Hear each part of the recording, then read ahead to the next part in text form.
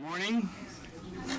Welcome to the Millennium Chatting Corporation for what promises to be a robust discussion on the link between MCC's mission to reduce poverty through economic growth and our commitment to expand access to water and sanitation for the world's poorest. I thank you all for joining us to mark this year's World Water Day with a timely conversation about what's working and what challenges remain in bringing basic water and sanitation to communities around the world. We are especially pleased that Senator Johnny Isakson of Georgia joins us today. We benefit from his study and strong leadership on the Africa Subcommittee as the ranking member. The Senator has been to a number of MCC countries, most recently to Benin and Ghana, and we value his advice and counsel on how to make development even more effective. Congressman Earl Blumenauer of Oregon will join us very shortly. As you know, the Congressman has been an advocate for stronger U.S. leadership in partnering with developing countries worldwide to provide them with the drinking water and sanitation their citizens need. I'm going to ask Senator Isakson to share his thoughts in a moment. But let me start by framing why the discussion is very important. And I see two reasons. First, providing clean drinking water and reliable sanitation saves lives, improves health, and increases productivity. Second, unsafe drinking water and unreliable sanitation create real roadblocks to sustainable economic growth and development. We all know just how acute the problem is. Nearly 1 billion people worldwide do not have access to clean water. 2.5 billion people lack basic sanitation. A child dies every 20 seconds from water-related disease. The United Nations estimates that more people die from contaminated and polluted water than from all forms of violence, including wars. The search for water falls mainly on the shoulders of women and girls, who often are the ones to miss school as they walk long distances to find water for their families. In some developing countries, women can spend anywhere from 15 to 17 hours per week trying to find water for their families. I have been to a number of these countries. I have seen women in their 70s, and I have seen young girls as young as 6, 7, 8 years old, looking up for water for their families. It doesn't matter whether it's hot, cold, and rainy. They're out there. It is heartbreaking. By 2025, 1.8 billion people will be living in countries or regions with absolute water scarcity that could lead to greater poverty, instability, and conflict. Making smart investments in water security changes all this for the better. The bottom line is that improved access to clean water improves lives. Imagine the girls could stay in school. Imagine less disease, where people do not have to stay at home recuperating from sickness. Imagine the businesses that can thrive and create jobs. Research by the World Health Organization confirms what MCC economists have found. Well-designed investments in water supply and distribution can be a cost-effective way of raising the incomes of low-income households. Ladies and gentlemen, in other words, we cannot afford not to invest in water and sanitation. Through the project designed by our partner countries, the Millennium Chatting Corporation is investing close to $800 million just in water and sanitation projects worldwide. This reflects the global drive toward greater water security. Ultimately, with clean water, prosperity follows. Given our mission of global poverty reduction through economic growth, MCC will continue to work with partners committed to expanding access to water and sanitation. Brainstorming and collaborating with governments, the private sector, and NGOs will spark the ideas and innovation needed to optimize water security. Our panel will offer their insights into how we are making the promise of safe and clean water, as well as reliable sanitation, a reality. Steve Kaufman, MCC's Chief of Staff, will moderate the panel discussion and introduce the Congressman when he arrives. Before turning the program over to Steve, I'd like to invite Senator Isakson to share his thoughts on development. Ladies and gentlemen, please join me in welcoming Senator Isakson to the podium. Senator, let's give him a big hand. Thank you, Senator. Appreciate it. Well, thank you very much, Director Johans. I appreciate so much what you and MCC do. This is a great privilege for me to be here today. William Asico, where's William? William's right here. It's a great privilege to be with my friends from Coca-Cola. If you represent Georgia and don't brag about Coca-Cola, you're dead. So I had that as my first footnote and would be sure and say good things about Coke. So, and things do go better with Coke, I have to admit that.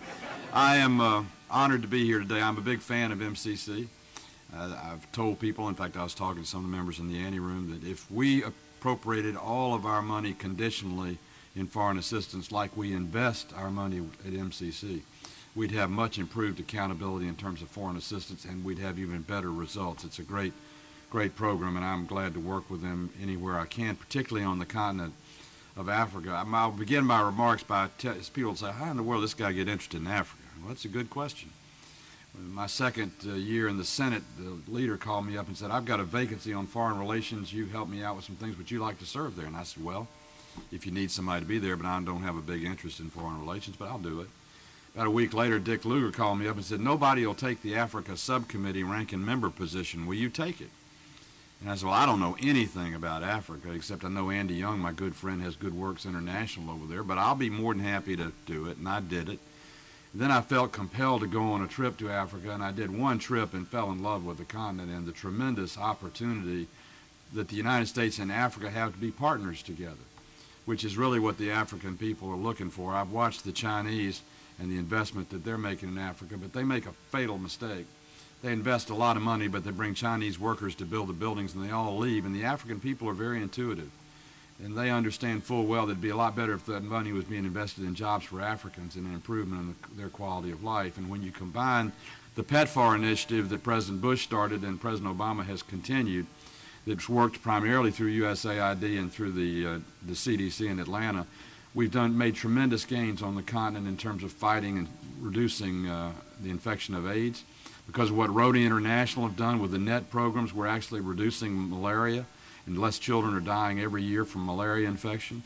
With the exception of Nigeria, we've eradicated polio, but they now are allowing vaccinations, and hopefully polio will be totally eradicated when we finish with the vaccinations that are taking place in Nigeria. And measles, well, which are very prevalent in Nigeria and some other countries, we're making great progress. But water is the big issue, and clean water is the thing they need the most. The director was absolutely right. I was in Darfur for 2 days and been in the Sudan. I've been to a lot of places where from the minute they wake up to the minute they go to bed, the women of Africa are looking for clean water for their children and for their family, and it's very difficult to find.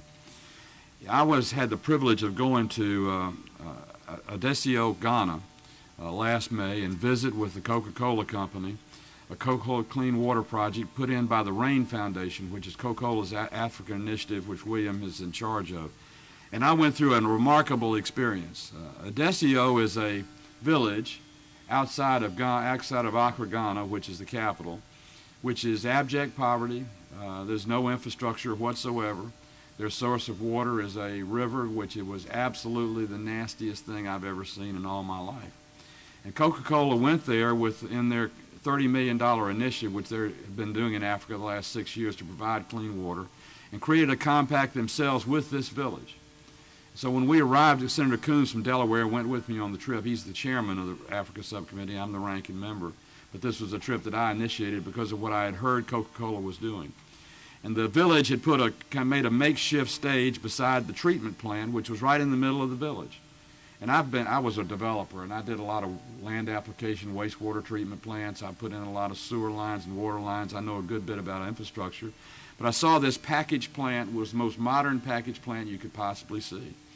It was a plant that filtered the water first through gravel and through sand and through charcoal and other things like that, but ultimately treated the water with ultraviolet light, which is the maximum way that you kill bacteria and make water sanitary. In fact, it was a remarkable process to see this terrible water go from the river up to the top of the hill into the plant and come out of a tap just crystal clear. In fact, the only thing the water lacked was a little bit of oxygen. It was very flat, but it was because of the treatment that was made to make it safe.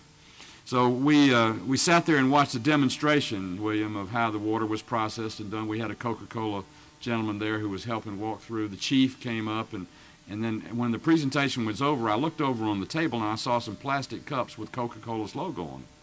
And I wondered if we were going to have Coke. And they took the cup and they went over to where the effluent comes out of the treatment plant, and they turned the spigot on and filled the water and said, "Here, try it." That was the ultimate test. And I drank the water, and it was fantastic. And I'm here today to live to tell you it is the healthiest water you can possibly have. In fact, William, I installed a ultraviolet treatment in my house in the mountains where I'm on a well. I've always worried about the water, have it tested every now and then. When I saw that plan and saw the effectiveness of UV light in terms of sanitizing water, I put one in my own lake house. So I took that from Adesio, Ghana, and brought it home to Lake Raven, Georgia, just to have better, cleaner water. But the interesting thing about what Coke has done with their foundation is they've not just provided people with a plant that provides clean water. They provided them the way to maintain and sustain the plant when Coca-Cola is gone. The people pay 7 cents a day for 5 gallons of clean water. That's the amount of money it takes when the whole village participates to maintain, upkeep, and keep that plant running for years to come. So they're not just drinking water. It's like the Bible. You teach a man to fish and he can feed himself for a lifetime. They're teaching them how to maintain a treatment plant so they can drink clean water for a lifetime. It is an investment not just in today, but in the future. And it's the kind of thing that I'm glad MCC is really focusing on, because MCC is exactly that attitude. When we make a compact with another country through the Millennium Challenge Corporation, in return for the money that we invest, there are measurements of accountability in that country to help it be a better country for America to do business and a better country for democracy to flourish. We don't tolerate corruption. We set goals. We measure future renewals of contracts based on meeting those measurements in the past, and it's a great way to invest taxpayer money in the United States in the future. If it's true that Europe was the continent of the first half of the 20th century for America and Asia was the continent of the second half of the 20th century in America, there's no question Africa is the continent of the 21st century. It is a very important country that we can agree a great partner with. For business, there are a lot of mouths to feed. For energy, there's a lot of energy. But for people who want to grow and prosper and make their lives better, Africa's there ripe for the taking of investment by the United States to help them lift the tide of all boats and make the African countries even better than they are today. So, Director Johans, I appreciate all that you're doing and your leadership. And William, I appreciate what Coca-Cola, I'm so proud they're from my home state of Georgia and the investment that they're making in Africa. And I'll be leaving on April 2nd to go to Uganda, which will be my latest visit to that continent, to try and see where America's helping in other ways. But I am so glad this focus is on the number one need that Africa has, which is water. And it's on the best way to deliver it, which is partnership, public-private partnership through the government and the private sector to make life better for people around the world, but in particular on this focus on the continent of Africa. And I'm very grateful that MCC gave me a few moments to come and talk to you about my experiences in Africa. William, thank you. Coca-Cola makes us proud.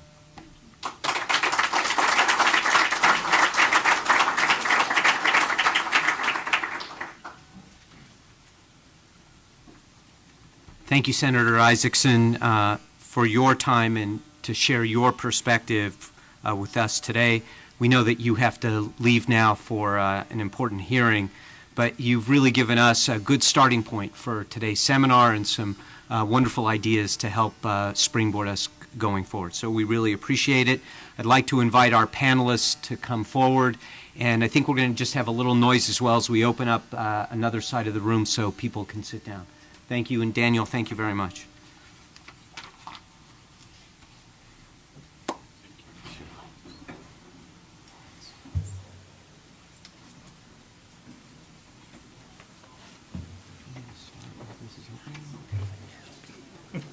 Okay, so Why don't we let folks over there come on over, and then we'll get started.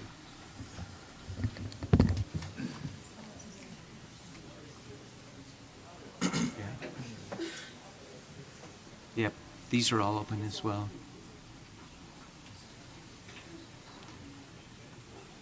So we have an impressive panel of experts with us today, and I'd like to give you introductions for all three of them.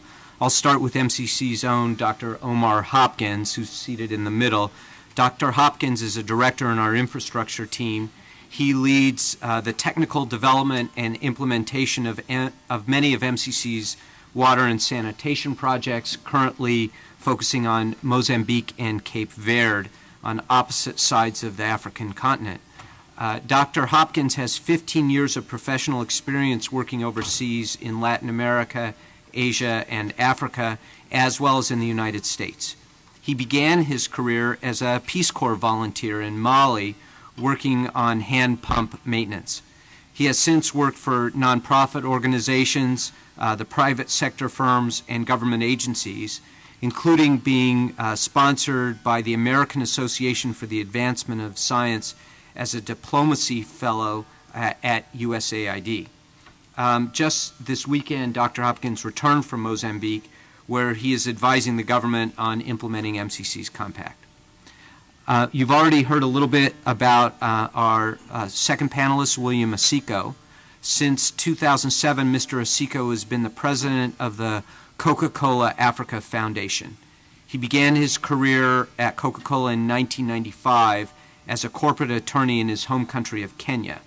After assignments in the United States, Morocco, and the UK, Mr. Isakson became Coca-Cola's general counsel for Africa in 2001. He sits on a number of boards, including HIV Free Generation, the Discovery Channel's Global Education Project, and Students in Free Enterprises, as well as a number of entities associated with Coca-Cola.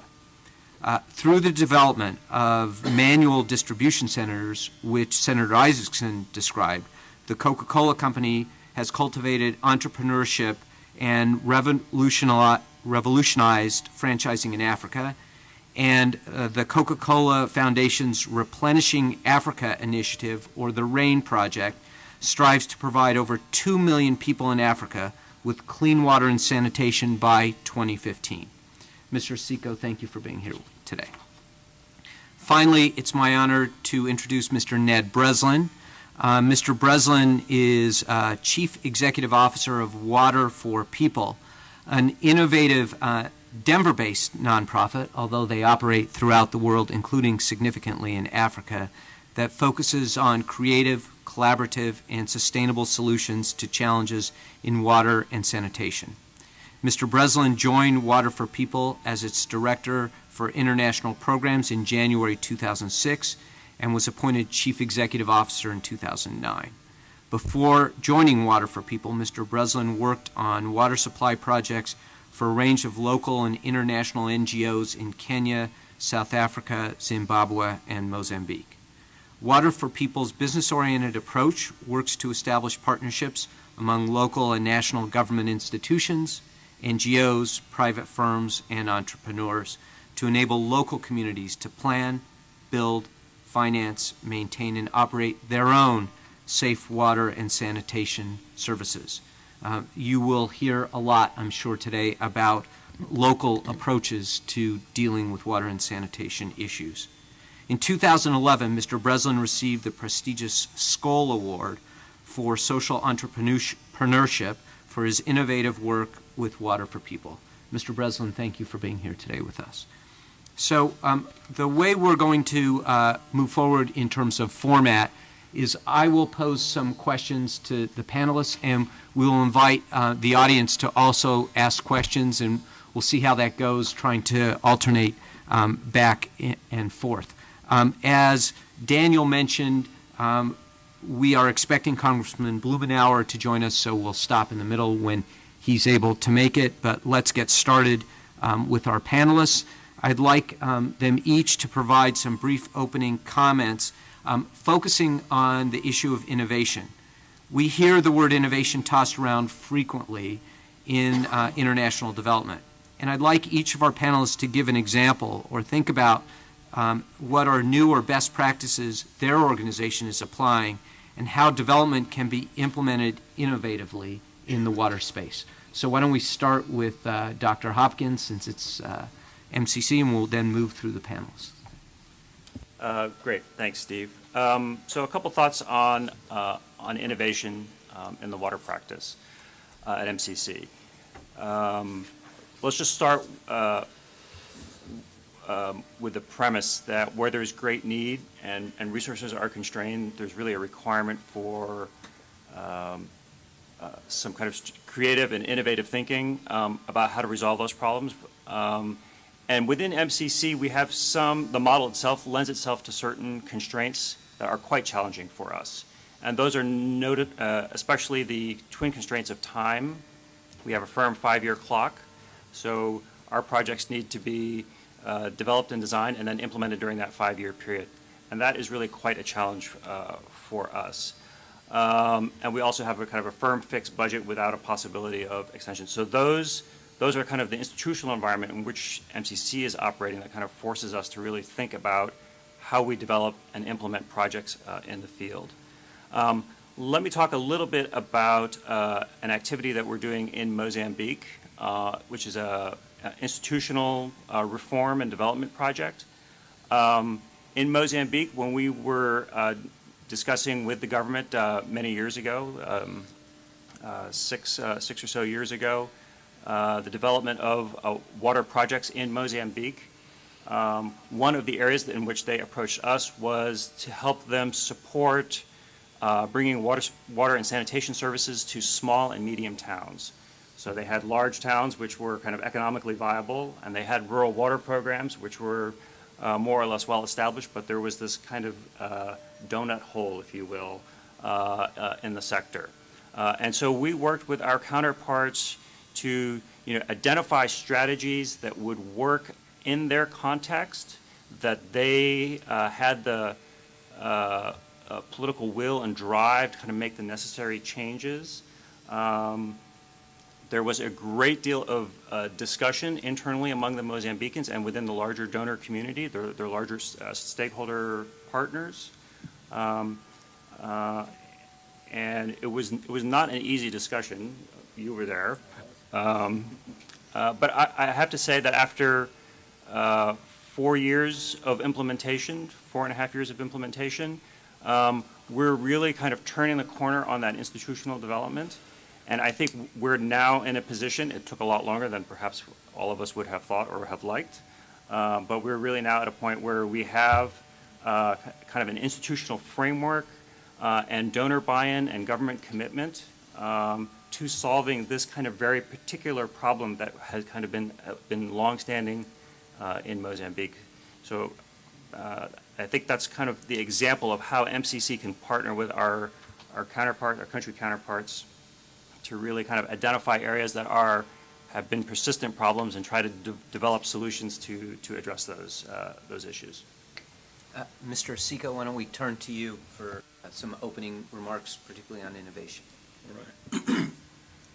All right. Thank you very much. There you go. Thank you very much, Steve, for that generous introduction. I'd also like to thank MCC for this opportunity to come speak. But I especially want to thank Senator Isakson for his very generous remarks about Coca-Cola and about me. Just a very brief anecdote about, about Senator Jackson. I'm from Africa. I was born in Kenya, as you heard in the introduction. And recently we had the very sad news of the passing of Congressman Payne. And I was at an event when this news came. And one person said, well, Congressman Payne's been a very good friend of Africa. At least we still have Senator Isakson. So, you can hear that the remarks that he made today really reflect that.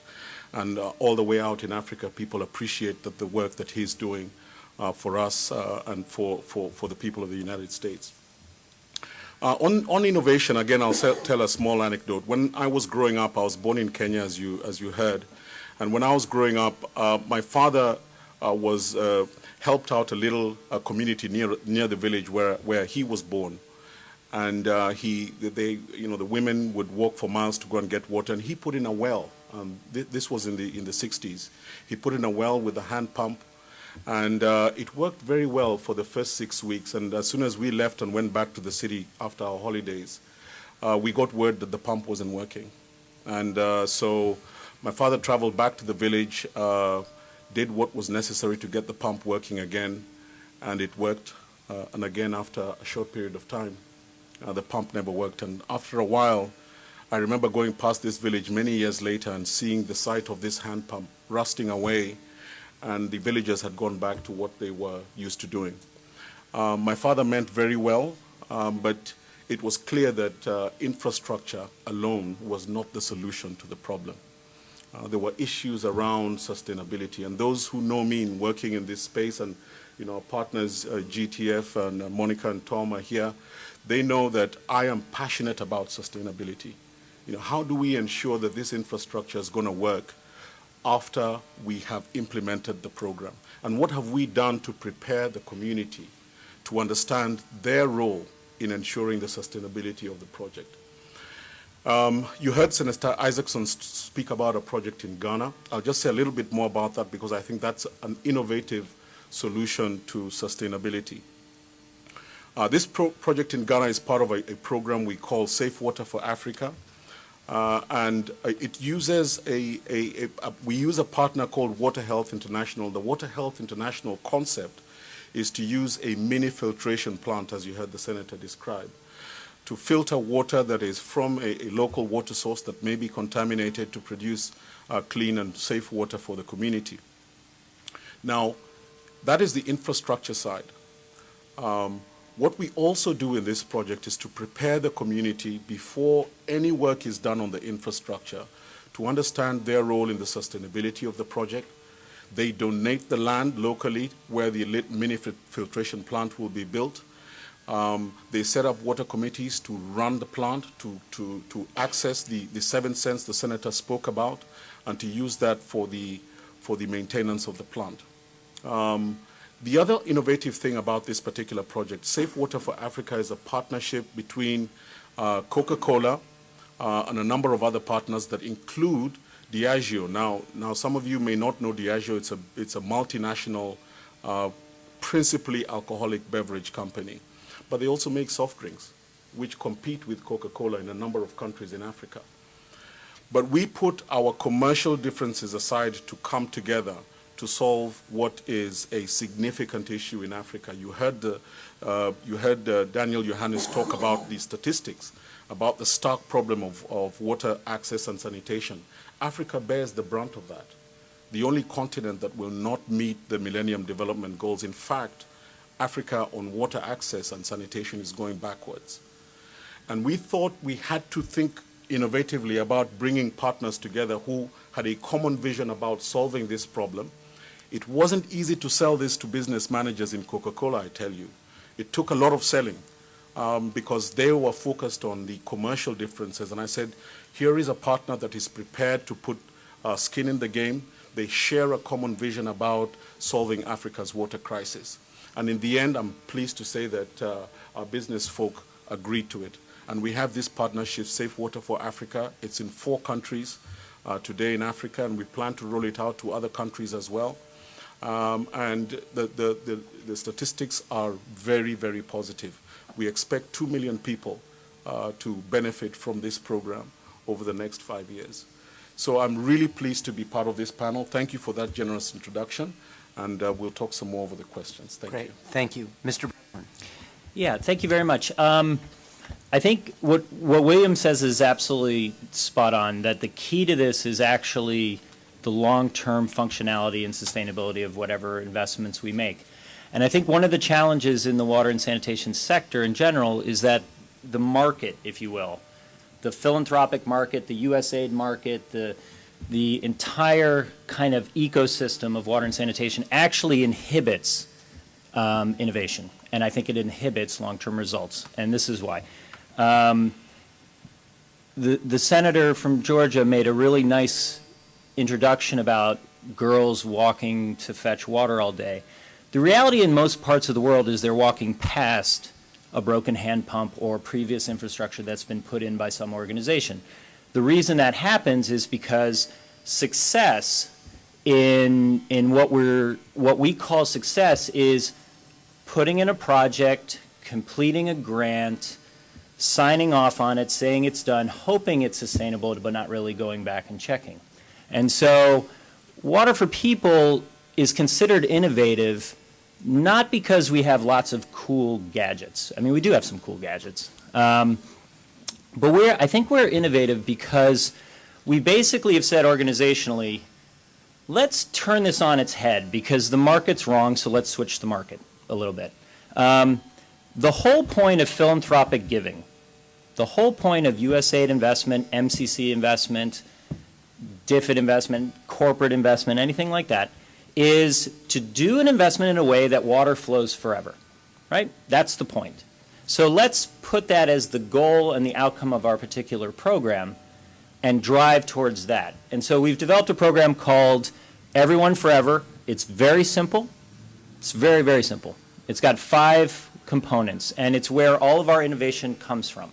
So the principles are that we work in districts and municipalities around the world, so geographically defined spaces. And right now we're in 30 in 10 countries. And we say that the goal of the program, we challenge our staff, is to get every family, every school, and every clinic in those districts with water and sanitation over time. Sanitation takes a very different path. It's a lot harder. It's a lot longer. But that's the goal. So you will be judged whether you get every family, every school, and every clinic covered. That forces you to deal with poverty. That forces you to deal with people with disabilities. That forces you to deal with all those things. But we don't tell you you have to do that. We just say the goal is every family, every school, and every clinic. Second is that we say that Water for People is not going to pay 100% of that cost. So every country we work in has a water budget in government. Government has a responsibility to pay. So let's work with these districts and municipalities to help them draw money down from national government to invest in water and sanitation, because then they have some skin in the game. We also say that every community has to put money up front, because they're going to have to pay, as William so eloquently stated. They're going to have to pay over time to keep that system going and to eventually replace it. So let's get them up front. So what that looks like is often we start out with a very heavy investment. In India, we started with 80–85% of costs associated with all projects. We're now down to 10% because we've gotten money moving through the Indian government, which is right. India's got money. In Bolivia, we are now, every district, every municipality we're working in is paying at least 50% of all costs. They call it their own because they're investing, and they're exactly right. So every family, every school, and every clinic, and our money used as a catalyst for getting money flowing in the area. Third outcome is 10 years post-project monitoring, no questions asked. So we basically say that once those investments are made, we will guarantee during the height of the dry season, before the rains come, when water is under greatest stress, we will go back and monitor the results and see what's going well and what's not going well.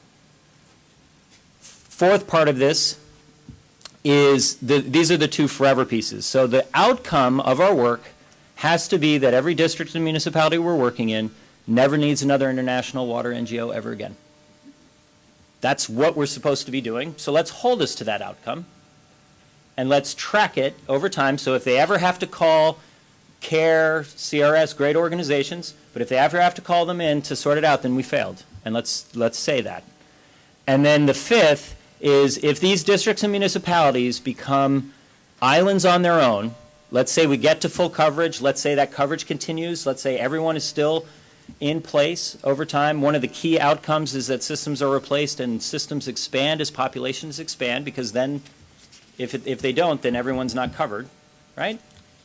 But if they become islands on their own, if they don't spring off into other areas without us, then we've also failed. So what that means is in Honduras right now, we're working in 4 municipalities. 10 other municipalities have come forward and said, hey, we want to do this as well. In Bolivia, we just had a couple municipalities come to us and say, we'd really like to do this program. Everyone Forever makes perfect sense. It's clear. We've got one municipality basically at full coverage, another one that's really close. So that's created this kind of momentum and drive. And basically what these municipalities said is, can we do everyone forever in our municipalities as well? And we said, well, we don't really have the budgets. We're not going to be one of those organizations that hops from municipality to municipality and keeps ourselves alive. And they said, no, no, no, you don't understand. We'll pay 100%. We just want you to show us how to do it. In Rwanda, the national government wants to take our program and make it a national program. They have a goal of by 2020 full water and sanitation coverage. They think everyone forever is the framework for doing that. And so innovation for us is not about a cool new technology, a kind of interesting widget or anything like that, although we, again, do that. Innovation for us comes from putting the goal out there. Stop worrying about little projects and kind of calling it a good thing that you finished a grant, but drive towards everyone and forever. Trust our staff and our partners, our government partners, to figure out that the path to that success will be different from place to place. So we're not going to prejudge it. We're just going to hold you to those outcomes. And that's, in our opinion, where innovation comes from. All of our interesting ideas have come from us sitting back, our teams, our partners, sitting back and saying, who have we forgotten? Who isn't part of this right yet now? Who's the everyone we're missing? Or if we're going to monitor for 10 years, how do we do this in a way that's creative? How do we develop things using technology and all that so that we can actually do it? Because it could cost us $1 bazillion just to monitor. So let's be creative about it. It's forced us, like Water Health International, I think it's a great example, forced us to think of business models that keep water flowing and moving away from kind of community managed water supply, frankly, which is bankrupt in Africa and Asia in particular. It's easy to do. We could still do it. We could probably raise a lot of funds doing that. But it's not very effective. And so all of our innovations have come from holding our staff and our goals, our programs to those 5 outcomes through the framework of Everyone Forever. And that's where it's fun. Thank you very much. I think we have a number of common themes that we're hearing. In particular, I was taken by the fact that innovation seems to come from all 3 of you in your approach to doing business, as opposed to some technology. We heard a lot about institutional development. Sustainability seems to be the key for everyone. There is a great focus on local ownership and accountability. And so those some common themes. I'd like to move to a somewhat different subject that we've heard a little bit about, and then we'll turn to audience questions. MCC has prioritized gender integration in all stages of its programs, from program development to implementation to monitoring and evaluation. We all know that women are affected disproportionately from lack of access to water.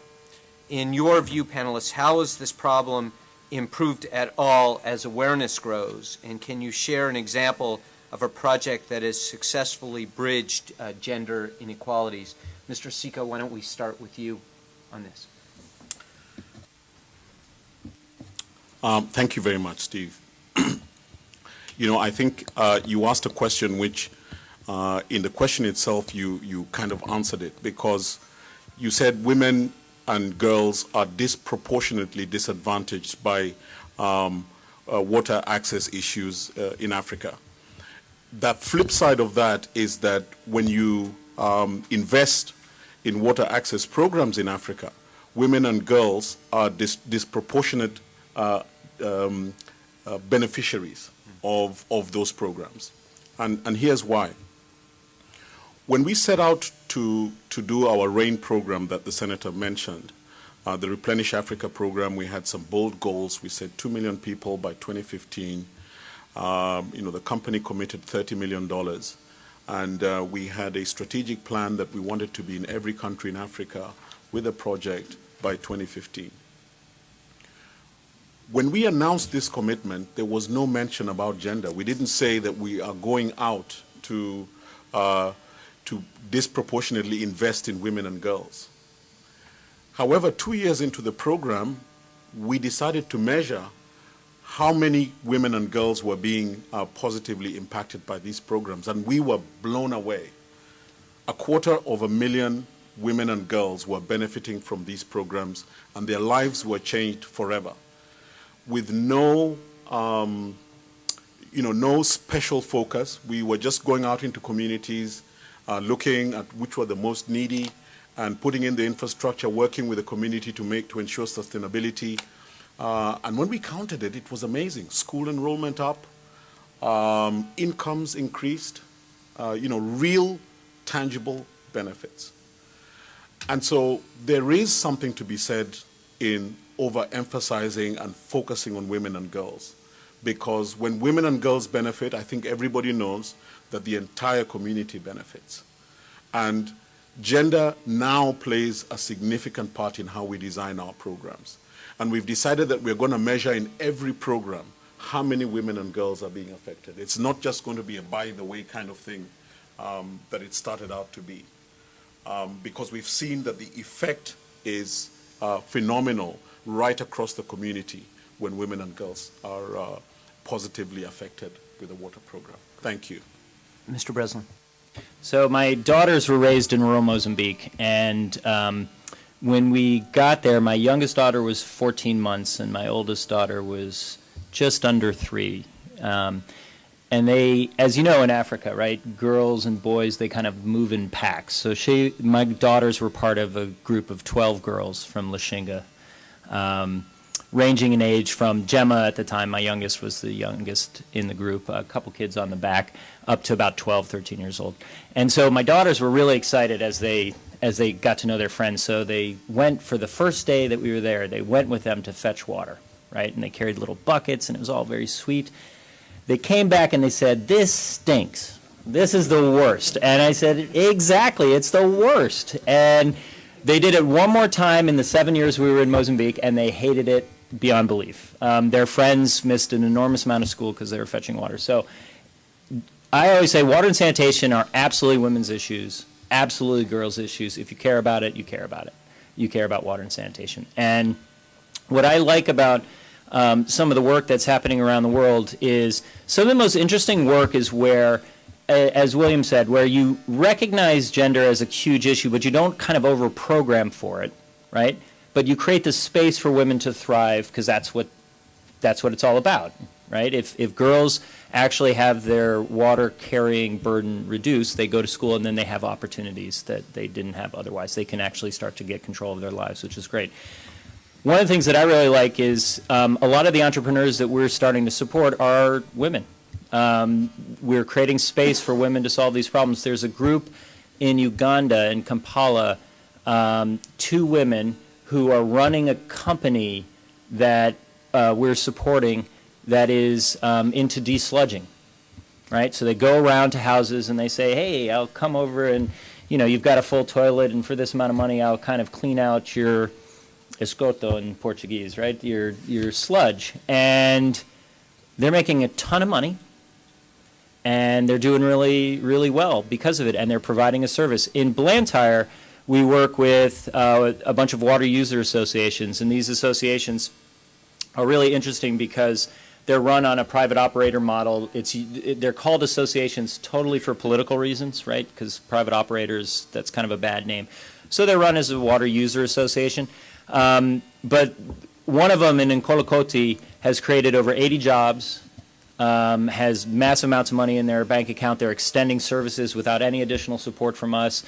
Time water's available has increased dramatically. Collection time's way down. All good. The one thing that I will tell you is that every single kiosk operator in this area is a woman. And when we said, why is that? I mean, is that a kind of strategy? And they said, yeah, of course it's a strategy. Because the women will not give, if there was a man there, then a lot of people would come and convince those men to give them water for free, but the women won't do that. We're creating jobs for women, we're making sure water is accountable, we're making sure water is flowing, and we're not letting indirect corruption happen by pretty girls coming over and convincing guys to give them free water. It was absolutely fascinating. And so what's starting to happen in our work is that if you can kind of, I think what you're seeing is there's all kinds of incentives to provide a good service and make money as a result of that. That's a good. Those are good goods. And if you create the space for women to fill those positions, we're finding over and over again across the continents that they do an exceptional job. So it's not just about reducing the burden, but it's also about looking at water and sanitation as an opportunity for women to actually thrive economically as well. Omar. So let me just talk a little bit about a compact that we just signed in Cape Verde.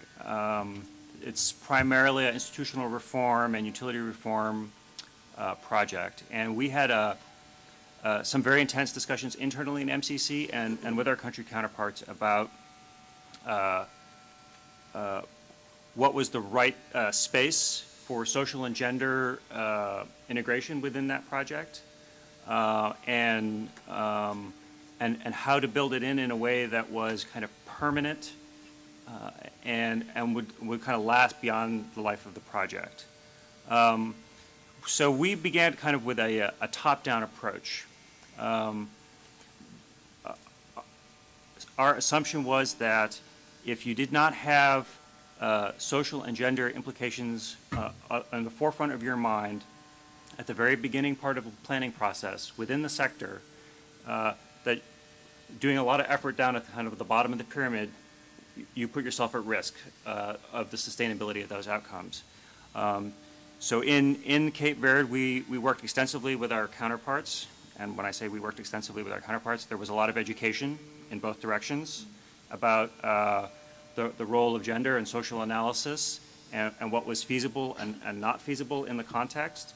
But we now have a program in which we will have at the national level, within the sector planning institutions, gender and social components and expertise to make sure that the planning at the very top level has that as part of its vision and objectives. Within the utility, we expect kind of a strong customer service orientation, again with a focus on not women per se, but understanding that women are often heads of households and very often heads of poor households, and so that understanding their needs and developing a utility that has a service orientation and wants to provide those customers with the service is critical. And then and only then does it start to make sense about trying to understand, how do you direct specific investment resources to make sure that we're investing in the right neighborhoods and so on and so forth, with the right levels of subsidies or other kinds of mechanisms to make sure that there are no kind of unanticipated barriers to service for these households. So that was a strategy that we used at Cape Verde, was really just, again, to kind of start from the top and kind of work our way down. Great. So why don't we try to take some questions from the audience? I know we've got some microphones that are coming around, and why don't we just take one or two and we'll pose it to the column. I leave it to you, Eliza, to... Hi, Jason Lee, University of Birmingham. I'd like to switch towards one of the topics in the leaflets on the Paris Declaration. I mean, that's mainly for large government donors like MCC, but I'd like to hear the views of, say, Coca-Cola and Water for People. How do they manage with, say, harmonization with other the donor partners, whether government or private or NGO firms, and what are the challenges in implementing water projects so that your project doesn't get trampled on by other projects and your results are not removed? Would you like to take that first? Sure. Thank you. Thank you very much. I think when Daniel Johannes made his remarks, he talked in stark terms about how serious the problem is about on water access and sanitation in Africa. Now, he talked globally, and I said in my opening remarks that Africa bears the largest brunt of that. There is plenty of space for everyone. We are talking about over 350 million people today in Africa who do not have access to clean water. Even our own program, Rain Replenish Africa, Africa Initiative, is targeting 2 million people by 2015. It's minuscule compared to the problem. So there is plenty of space. I want more partners, not less.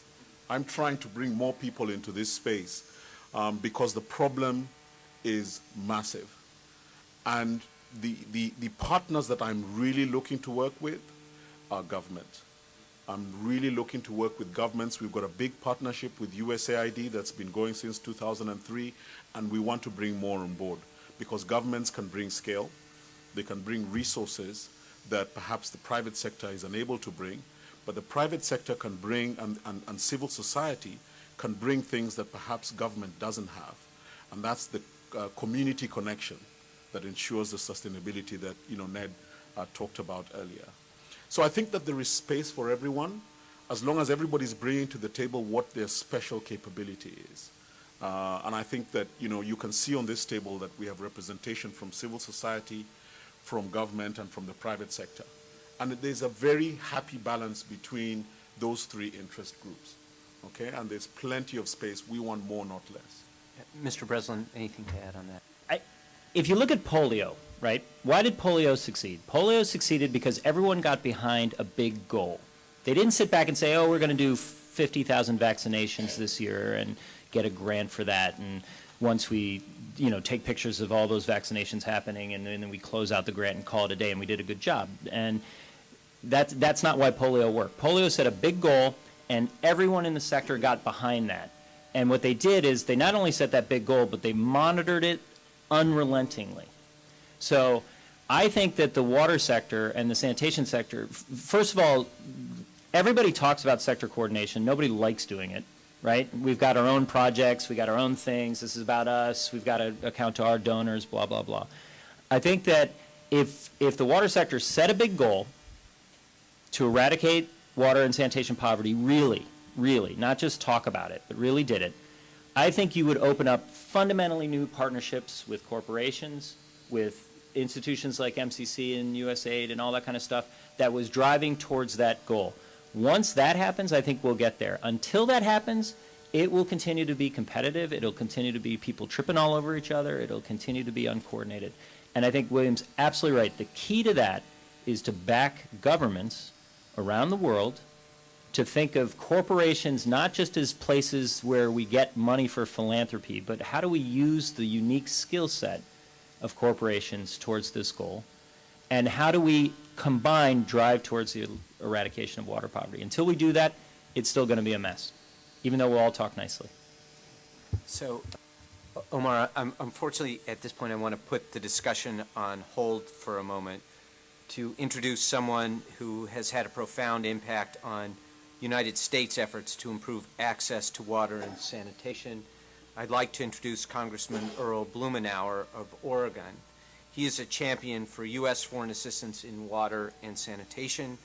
He was a lead sponsor of the 2005 Water for the Poor Act, a bipartisan bill that firmly established access to water and sanitation as a key priority of U.S. foreign assistance. Congressman Blumenauer has served in the House of Representatives since 1996. Before that, he was Commissioner of Public Works for the city of Portland, Oregon. So he brings to this discussion not only a Washington political perspective, but also on-the-ground experience. Most recently, Congressman Blumenauer has sponsored the 2012 Water for the World Act, bipartisan legislation that seeks to strengthen U.S. contributions to water and sanitation by leveraging innovation, strengthening partnerships, and improving transparency and accountability. Congressman Blumenauer, we're honored to have you here with us today. Please, the floor is yours.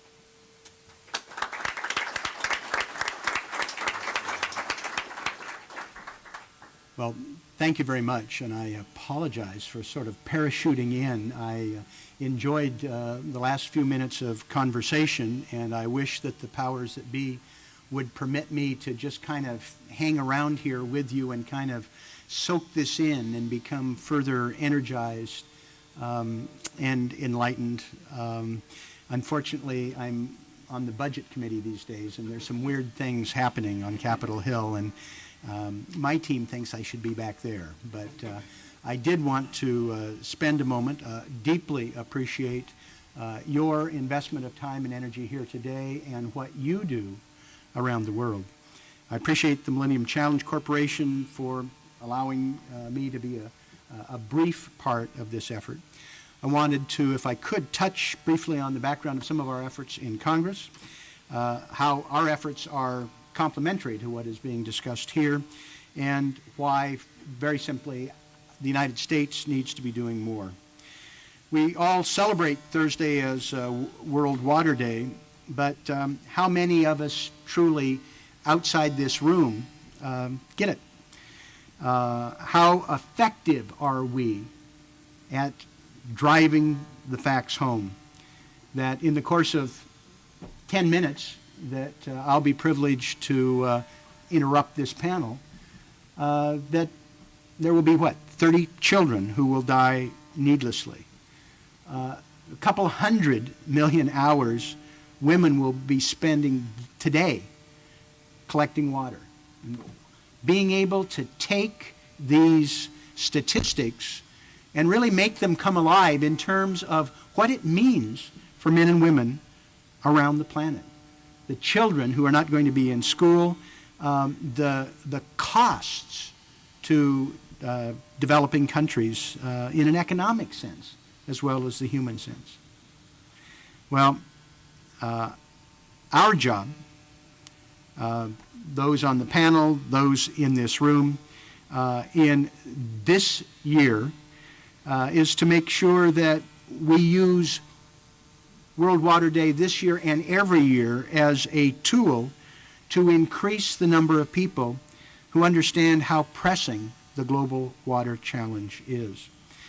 And I truly believe that the United States needs to face up to its opportunities and responsibility, priding itself as the richest and most powerful nation in the world, to understand the power that comes from being able to deal meaningfully with this challenge. It's in our self-interest as it is in terms of our humanitarian concerns. I'm excited, having worked in this arena for more than a decade now, not much by the lights of some of you in this room, but it's a significant part of my professional career, watching the awareness growing. Just the testimony earlier this year from the U.S. Director of the National Intelligence, giving an entire section of his speech to global water security. We had a similar briefing in Capitol Hill in a classified briefing a couple of weeks ago. We know the United States in and of itself is not going to solve this problem, although the irony is that the United States in and of itself could solve the problem in terms of the resource allocation. It is an area that I am impressed that people know what to do. You in this room know what to do. Girl Scout troops in churches know what to do. We have the technology, we have the expertise. It's how we are going to put these pieces together. I've reintroduced the Water for the World Act. It's H.R. 3658, for those of you keeping score, with my friend Congressman Ted Poe from Texas as the leading Republican co-sponsor. We also have Mr. Berman, the ranking member of the Democrats on Foreign Affairs. Great NGO support. I think there are 52 organizations at last count, Michael, and there may be some here in the room that want to get aboard. We would welcome it. Ranging from faith-based implementers, people who are concerned primarily with poverty reduction, women's health. It's a wide range that's helping us build momentum. The legislation would complement much of the work that your panelists do on a daily basis. It would encourage leveraging the private local partnerships. I understand my friend Johnny Isakson was here talking about the Coca-Cola Africa Foundation. Having a few global players, Coke's a great example, that have a global supply chain capacity variety of reasons for them to be involved. This is terrific.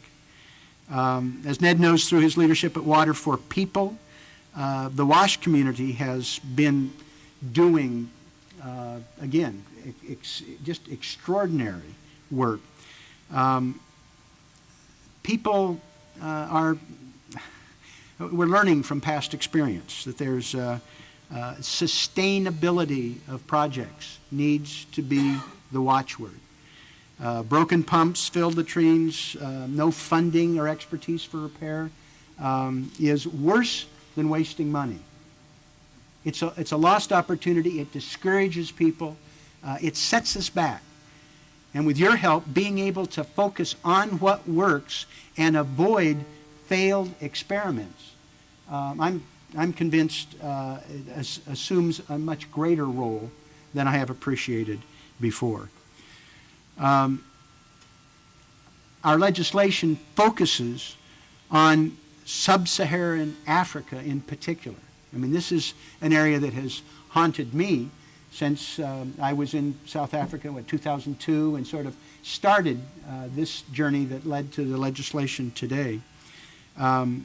It's exciting that the Millennium Challenge Corporation is negotiating this water compact with Zambia. The order of magnitude is, I think, really significant, not just for that nation, but what a 10-year commitment, $355 million. I mean, that's what I'm fighting for the appropriation this year out of the House Appropriations Committee.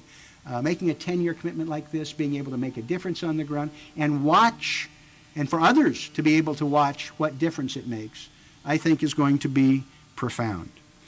Our legislation focuses on greater monitoring and evaluation. I mean, this, some of this record keeping, you know, sort of the stuff that gets in the way. People want to do real work. Well, we've really got to know what's going on. We really have to track this. We've got to be able to make a compelling case, to document it, and hold people accountable.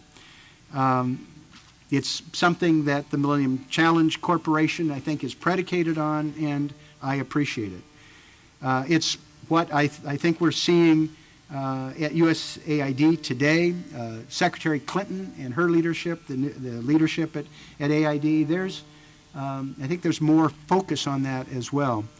But we need to continue to have an ongoing learning process. We need to be a part of this cycle, learning from one another, sharing it, long after leaders like Shaw and Clinton have gone on.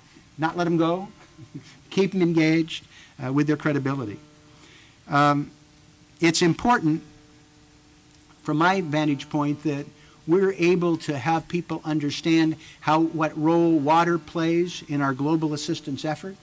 If I had my way, we would be shifting dramatically from military assistance to civil society, and nothing, I think, is more important than water. We're working to integrate the sanitation water into a key component of the Water for the World Act. We want to make sure that people understand how the dirty water and lack of sanitation directly affects all areas of development. The retroviral drugs undercut by the diseases that result from dirty water. The children are not going to be attending. So, I mean, this is the cycle you know, but I think we have been not entirely compelling in making the case that water is central to the other challenges that we are committed to.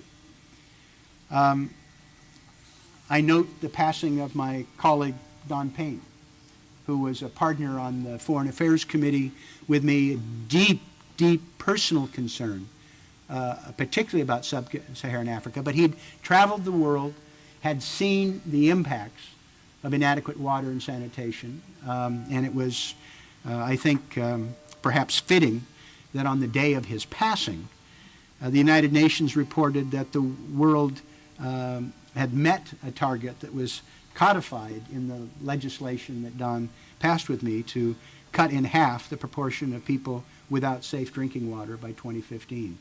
A terrific accomplishment. but we've got a long way to go. The goal, when you think about it, when we think about what's left over after we've accomplished it, and it is dwarfed by the problems of sanitation. We can feel, I think, good about the attention, the direction, and the progress in the last decade. But compared to the need and compared to what we could do, it's a little wanting. I would welcome support of any of you with any of the groups that you're associated with on the Water for the World Act. I look forward to working with you to help raise the awareness so that the children and women in these areas soon will be actually in school or involved in productive activity, not wasting millions of hours in the pursuit of dirty water or suffering from its consequences. Again, I appreciate your allowing me to elbow my way in. I do apologize. But it was important for me to express my appreciation to you, talk about what we're doing, and hope that there will be an opportunity for us in a Congress that hasn't yet been characterized by cooperation, peace, tranquility, that with your help, we can help them achieve something that actually will not cost money, but save it. Will not create conflict, but reduce it. Not only abroad, but I think with your help, we can help Congress maybe do something constructive, feel better about itself, and who knows, might solve some of the other pressing problems that it faces. Thank you very much.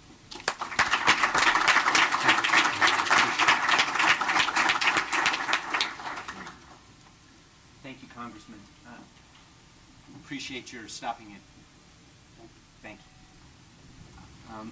Unfortunately as well, Congressman Blumenauer's schedule is fairly tight and won't be able to stay with us. I'd like to go back to the panel. And Ned, I'd like to start a question with you this time. Water for People, thank you. Water for People prioritizes monitoring and evaluation, something that MCC also believes is critical, and we just heard from the Congressman talking about its importance. M&E, however, is much easier said than done. Yep. It's a challenge that we all face in doing it. Can you talk a little bit about some of the challenges that you've faced with monitoring your work and how you've overcome those? Sure. And then I'd like to, again, ask the rest of the panel to address that. Well, I think William made a great point about the importance of looking back. Congressman Blumenauer made a great comment about the importance of looking back, because at the end of the day, water and sanitation is just not that easy, right? It's just, if it was, we'd be done by now. And I think what we've tried to do at Water for People is we've said that we're investing in people's lives, we're telling their stories, we're raising funds on their account, right? And that carries huge responsibility, you know? And it's not responsibility really to the donor. It's really responsibility to the communities and the governments that we're working with who are putting money on the table and betting on us. And so to be a better organization, we felt it's absolutely essential to constantly go back and learn and be willing to ask hard questions. Now, the hard thing about monitoring is, at the end of the day, it's laborious, right? You go in the field, you drive around in a car, you have a clipboard, you check off things, you interview people, you go back, you stick it into an Excel spreadsheet, maybe you stick it into SPSS or something, you analyze the results, you say, wow, we kind of stink at this and we're pretty good at this, and 6 months have passed, right? Because it's not very easy. So what I get great hope from now is the kind of explosion of technology that's allowing us to actually do this much better. So Water for People developed one technology. It's called Flow. And it was really developed because we committed to 10 years post-project monitoring. And we said, if we're going to go back for 10 years, we've got to make this as easy and as quick as possible. We need results fast. We need to be able to look and say, wow, we're off track here. Let's intervene. We can't let the data be dead. And so we took the advantage of emerging technology, and it's very simple, and we're not alone in this. But Flow works basically like an app. It's It's an app on your phone, and what it does is it collects GPS coordinates, takes photos of video, and you can ask questions, and it does questions, and then you can analyze the results, and it all puts it together on Google Maps. What I think the real innovation of it is we're really working towards creating a platform so you can see the results in kind of intuitively cleared ways. So you don't need to be a bunch of statisticians. You can look and see what's on track and what's off track, and you can get it quite quick. I think it's a good example of saying monitoring matters, learning from what you do in the past, and incorporating changes into your program based on those learnings will make you a better organization. And in the end, it's really people on the ground who we care about. And donors matter, of course, donors matter. But we owe it to them because we're intervening in their lives to do it. And so we've just found a very simple way to move forward, to make it visual, to make it public, to hold ourselves accountable. The last thing I'd say really quickly is the one experience I got from Africa when I lived in South Africa was the more public you make the data, the better you become. So we used to do in South Africa, we used to put up these huge billboards. We had a partnership with a billboard company. It's a great example of thinking of philanthropy slightly differently. We had a partnership with a billboard company, and they put up these huge billboards at the entrance and exit of every village we worked in 4 provinces. And on it were the data results. And what it did was it spurred this incredible discussion around those results because everybody coming in and out of town would see it. And actually people in the area would fill in the results. So it was all around, downtime. How many days was the system off? How long did it take to respond to a problem at a household level? Are they on track to replacing their water system in terms of finance? Really simple things, but it generated debate.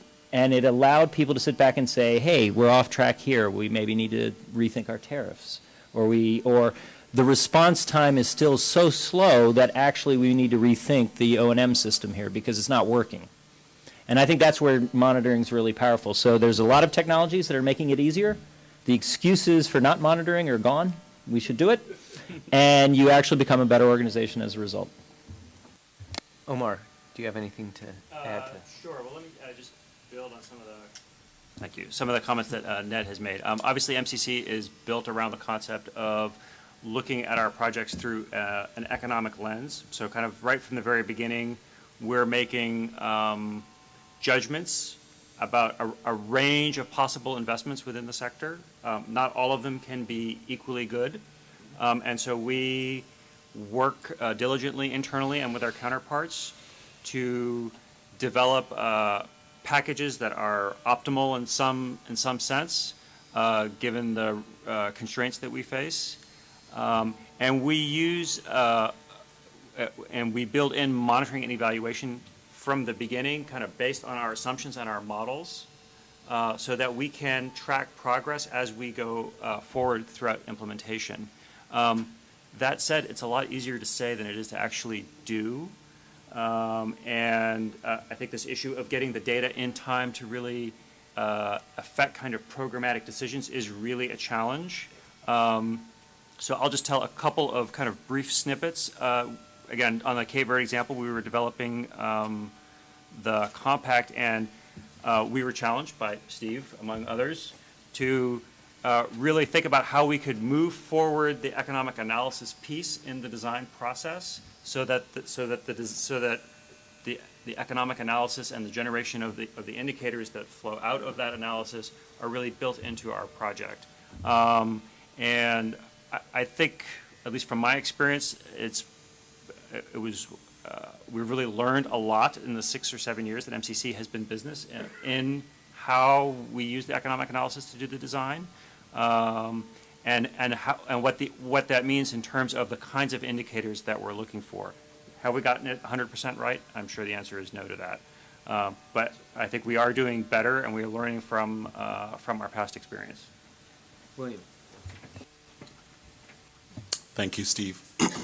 It amazes me at many water events that we still ask the question how important M&E is.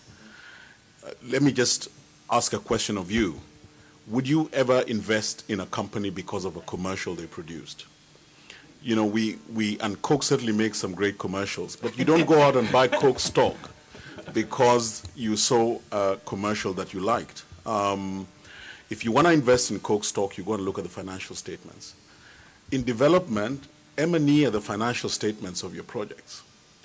They tell you whether you're doing well or whether you're meeting your targets or whether you're getting a return on your money. There is nothing else that you can use except your M&E. And if it's done properly, you do a baseline to begin with before your intervention. You measure the right things throughout the life of the project. At the end of a fixed period of time, you will know whether you have made a good investment or not. And yet in development, we often invest in projects based on the commercials we see. We invest in them based on the pictures we see and the stories that we are told about these projects, rather than asking, what are you going to measure? What are the expected outcomes?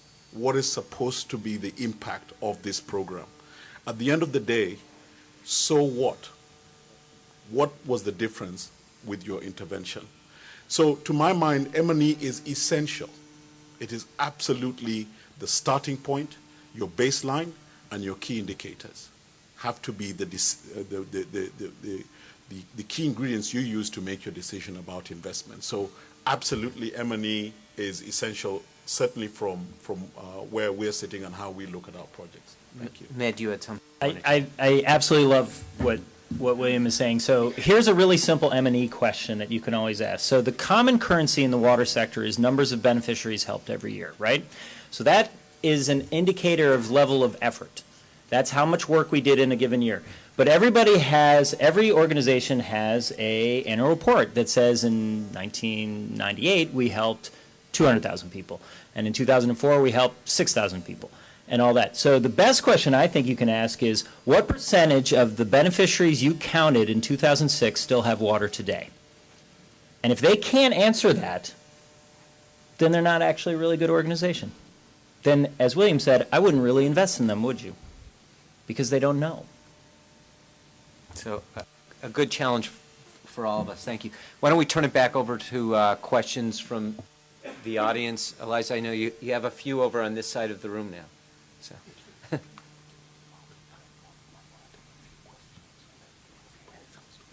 Yeah. Why don't we, in fact, William just made a good suggestion to me as we were talking. Why don't we take a couple of questions and then let the panelists do that, and then we can try to close it out. So, sir, please. Thank you. Thank you. I'm John Coonrod with the Hunger Project, and we're one of the supporters of the Water for the World Act that the Congressman just spoke of. And a lot of our work is focused not only on water, but also on sanitation and hygiene. And sanitation and hygiene hasn't been spoken about a lot here. Certainly, we have found that having women in leadership position, decision-making decision, advances that agenda, because at least we found economically the investments needed on water are far greater than the financial investments needed on sanitation and hygiene if you do the social development. And I was wondering how in the programs that you've discussed you're integrating sanitation and hygiene. So why don't we get a couple more and then.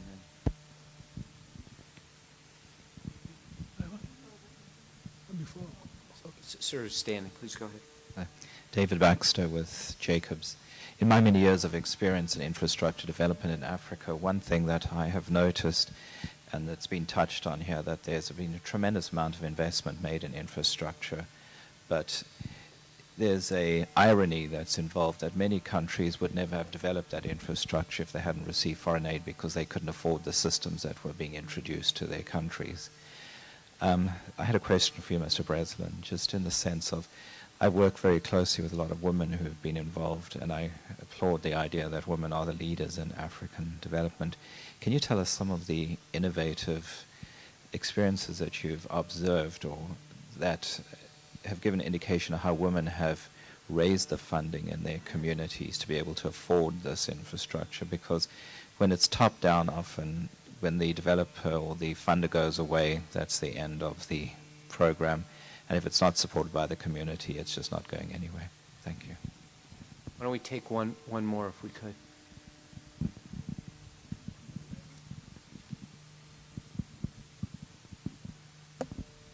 Hi, my name is Julia Piper. I'm with Climate Wire, part of Environment Energy Publishing.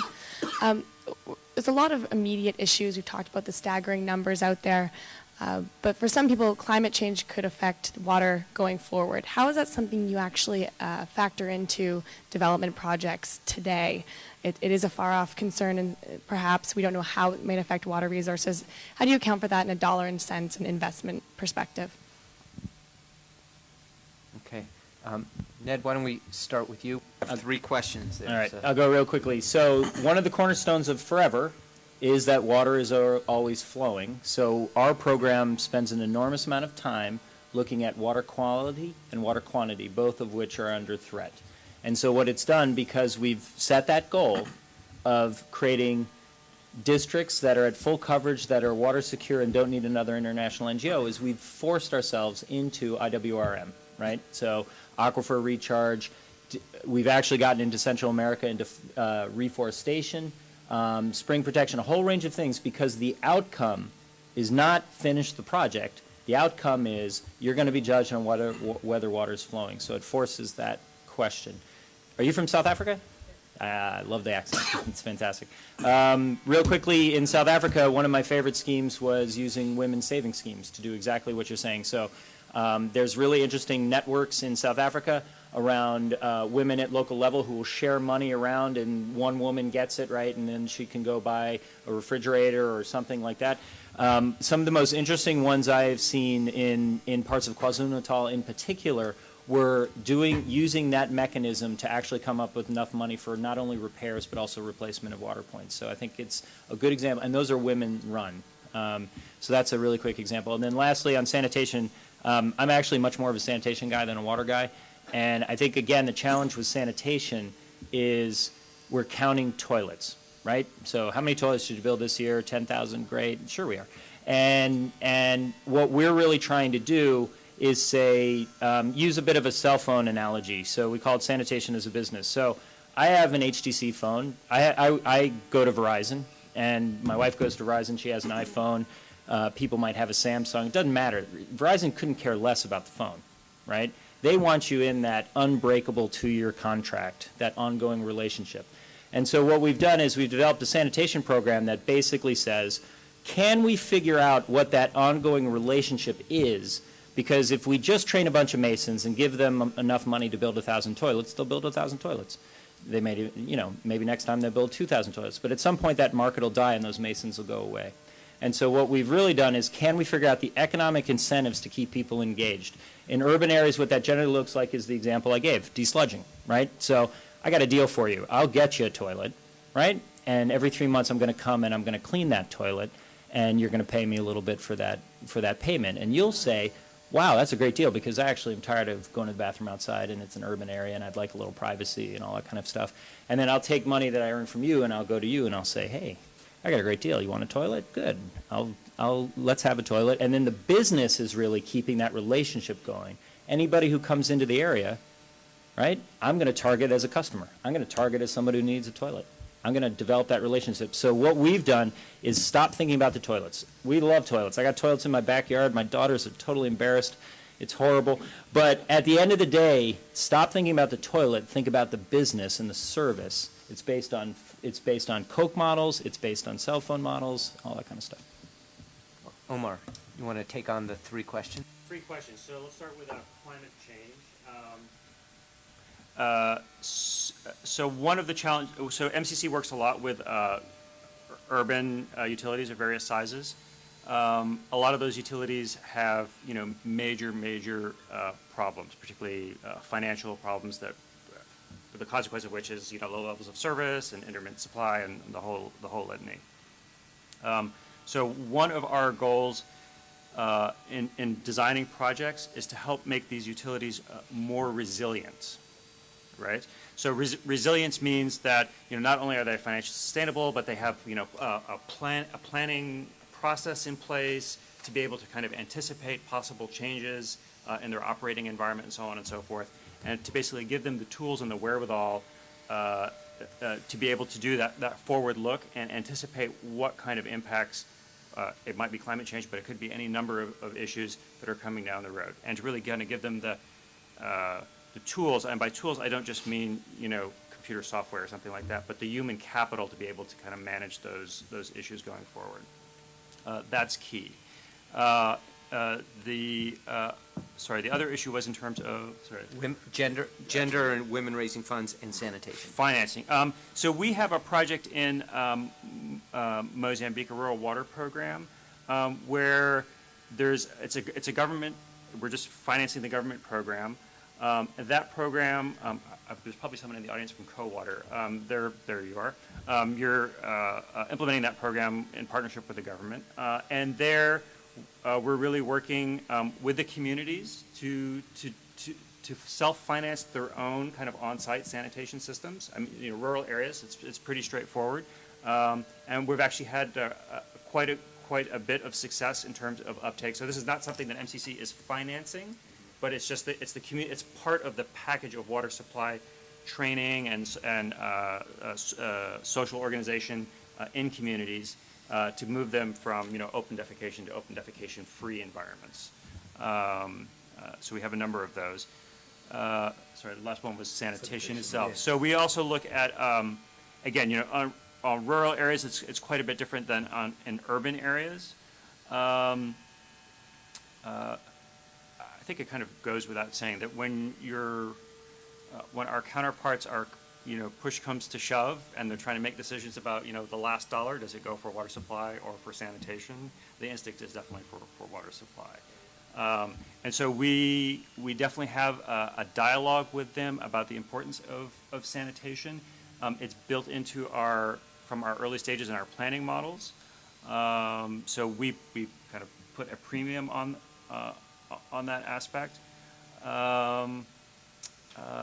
But again, in Cape Verde, where we just signed a compact, there's a lot of problems, but one of the big problems is the lack of access to sanitation services, and all the more tragic because they actually have a number of fairly advanced and sizable wastewater treatment plants. The issue is the last mile connection to the system. So again, each place has its own particular issues that we endeavor to address and resolve, but it's definitely on our radar screen.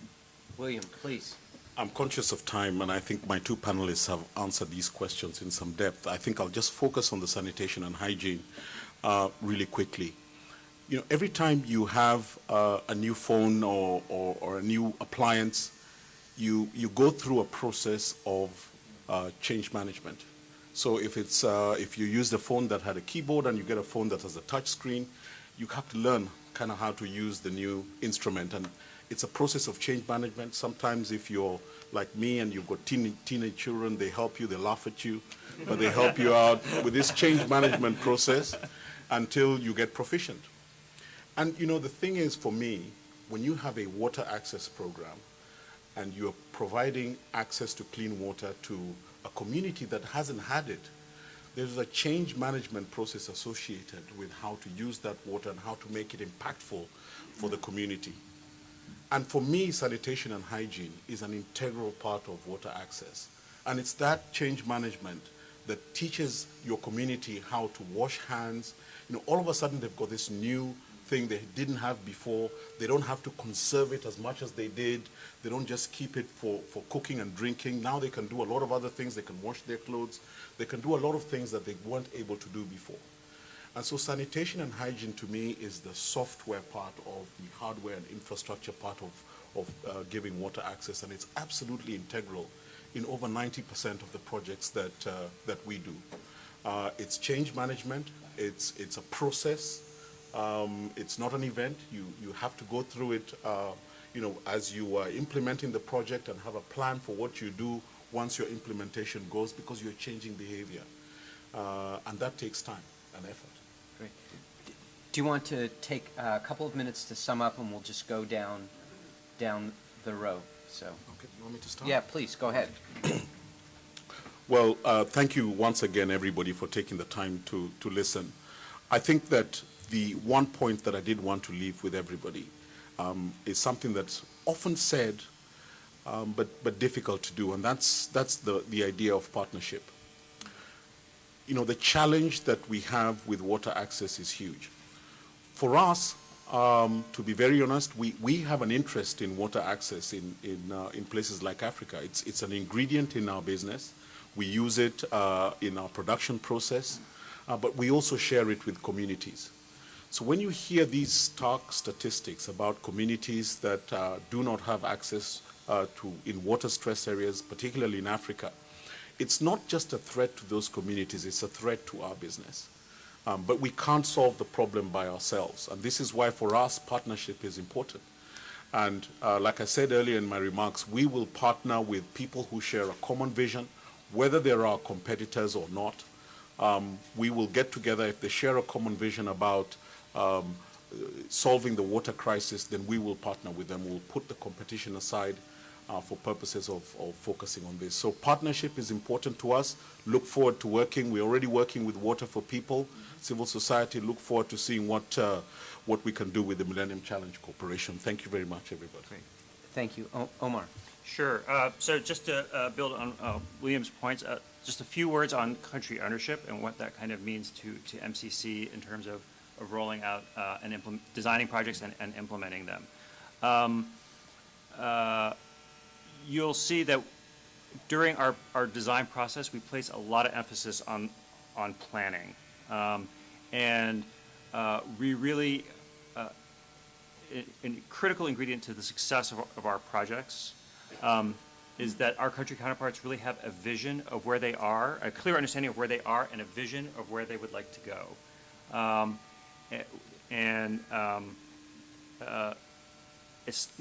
It's a challenging process because you get a lot of professionals in a room, and there are a lot of different opinions. We have our opinions, they have their opinions. Even our side is not necessarily uniform at the beginning, and our viewpoints, the engineers, myself included, have one perspective. Environmental people, the social gender people, all have their different kind of viewpoints that we bring to the issue. And our counterparts also themselves have a range of issues that they are trying to manage in defining the vision and the roadmap to that vision. They have their own development agenda. They have political issues that they need to manage, a wider range of stakeholder management issues, other donors. These are very complicated projects to develop and design. But I think our most successful compacts have been based on, have developed where we have a kind of an organic development of a partnership between our MCC teams and our country counterpart teams. Partnership does not necessarily mean that we agree on everything, but that we have ways of disagreeing in gentlemanly ways and finding ways to keep the projects moving forward within the constraints that we have. And one of those key constraints on the MCC side is this 5-year time horizon, which really imposes a very severe, if you will, discipline on project implementation. Under kind of those difficult working conditions, challenging working conditions, if you will, this element of this concept of partnership and country ownership are really kind of key facets to how we do business in the water sector. Great. Thanks. I think we have to go big. So let's try something different. If we accept, like I said, that projectizing every single initiative we do is going to continue us doing lots of projects, then we'll be here 20 years from now. We'll be here 30 years from now. Or what we can do is we can sit back and say, the government of Liberia has said that within 10 years they want to be independent of all foreign aid. We should go, great. And here's the role the water and sanitation sector will play. We'll drive towards full national coverage in water and sanitation. In 10 years, we'll combine the forces of corporations, of institutions like MCC. You guys can come in for 5 years, right, for that initiative. We'll drive towards full coverage, and let's back Liberia's desire to be foreign aid free. And let's show, instead of constantly talking about that poor girl who's walking down the street, walking in the bush, fetching water, missing school, let's turn it into a positive. Let's start talking about those girls going to school, those people, because water is flowing. So let's focus on those outcomes. Rwanda wants to be fully covered by 2020. Let's back it. Let's back it. Let's not projectize this forever. What if we got MCC, USAID, Coca-Cola, a whole range of companies and donors and implementing agencies to say, we back that. We're going to do that, and we're going to help you get there. If you succeed in Rwanda, if you succeed in Liberia, it's going to boil over. Tanzania is going to say, I want this. Kenya's going to say, I want this. All of a sudden, you've turned from little bitty projects and programs that get done well and close nicely to a movement to eradicate water and sanitation poverty. So let's back some low-hanging fruit. Let's change the paradigm from lots of projects to full coverage, never needing other foreign assistance and NGOs ever again. And let's show that the water sector can do exactly what polio did to polio, what malaria is trying to do, what HIV/AIDS is trying to do, and that's wipe out the problem. Because if we do that, water and sanitation sector is a success story and is not constantly talking about that girl in the puddle. Thank you all. I want to thank everyone here for joining us at the Millennium Challenge Corporation. Lots of food for thought moving into World Water Day. I'd like to thank our panelists, Ned Breslin, William Isakson, and Omar Hopkins. Enjoy the rest of your day. You guys, man, every small town in Mozambique, you're the spark for it. It's spectacular. Enjoy it.